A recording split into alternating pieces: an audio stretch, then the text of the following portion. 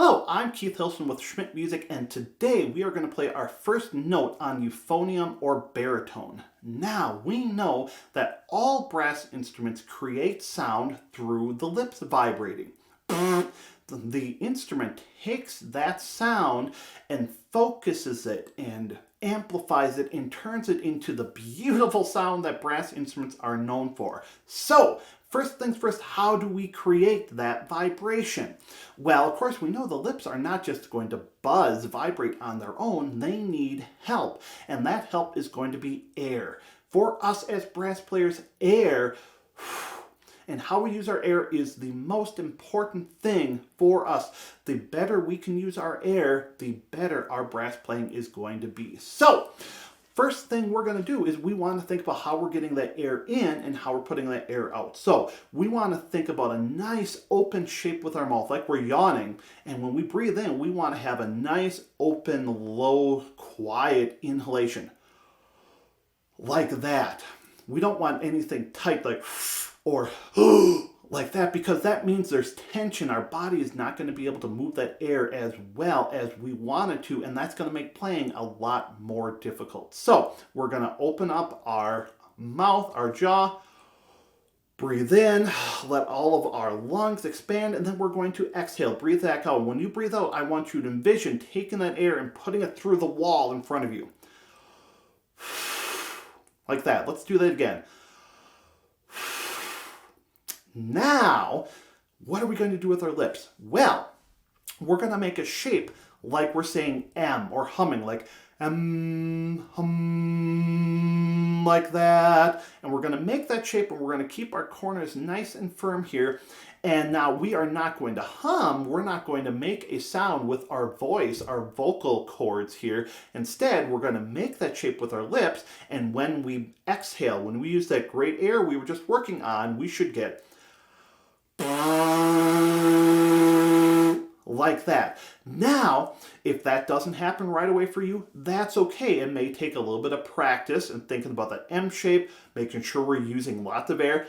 But even if we can't get that vibration to happen like that, that's okay, because we have help. We don't just take that vibration and just put it right into the instrument.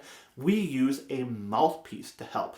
The mouthpiece takes that vibration. It actually helps to create the vibration by giving our lips some support, and it helps to take the air and that vibration and channel it into the instrument. So a lot of times, even if we can't do this, it's much easier with a mouthpiece. So what we're going to do now is we're going to breathe in, inhale just like we did before.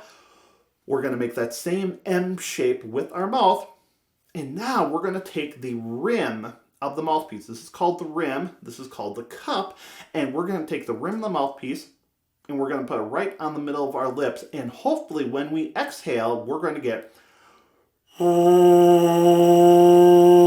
like that nice buzz that happens. We actually a lot of times practice buzzing a lot just on its own because it's so important to how we play our instruments. Let's try that one more time. We're going to inhale, make that M shape. We're going to put the mouthpiece right on the middle of our lips. And we're going to buzz like that. Once you get that buzz to happen, if you want to experiment with changing the notes, making them go higher or lower by changing how fast or slow your lips vibrate, you can do that.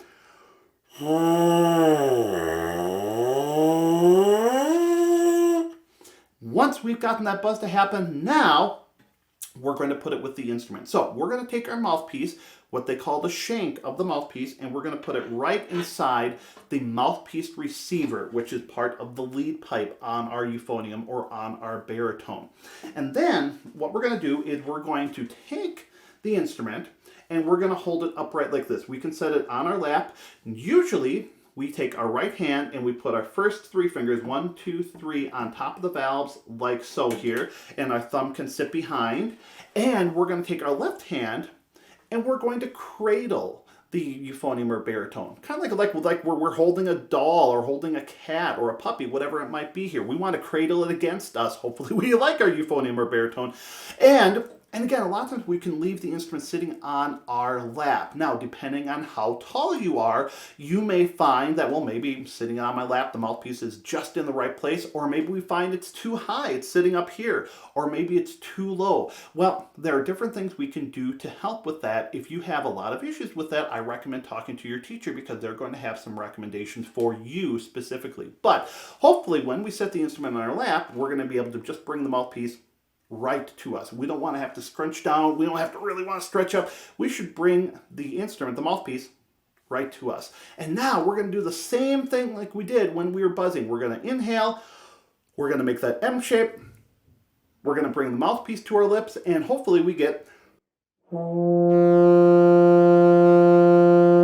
like so. And again, if that doesn't happen right away, that's okay. It may take practice.